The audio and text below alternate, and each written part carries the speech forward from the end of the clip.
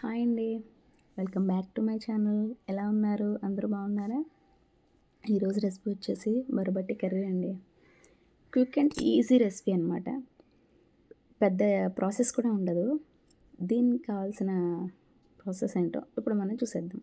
ముందుగా mixie jar తీసుకొని గులశనగపప్పు, ఎండు కొబ్బరి, 2-3 టేబుల్ స్పూన్ కారం, సాల్ట్, ఒక 4 మిరియాలు వేసి కొంచెం కచ్చాపిచ్చాగా మిక్సీ ఆడి పక్కన పెట్టుకోండి. నాదైతే ఫైన్ పౌడర్ అయిపోయింది. మీరు కొంచెం బరగ్గా మిక్సీ చేసి పక్కన పెట్టుకోండి. ఫ్రైలోకి కదా పప్పుగా ఉంటే బాగుంటుంది.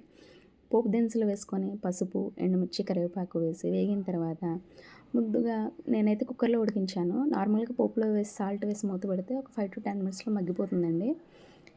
నేను కుక్కర్లో ఉడికించడం వల్ల కొంచెం వాటర్గా ఉంది. అది ఇంకడం కోసం నేను ఒక 5 మినిట్స్ మూత పెట్టి ఫ్రై చేశాను.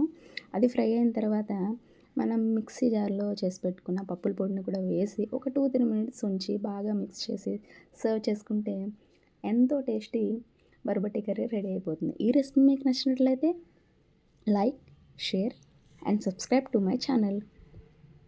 Please support me. Thanks for watching.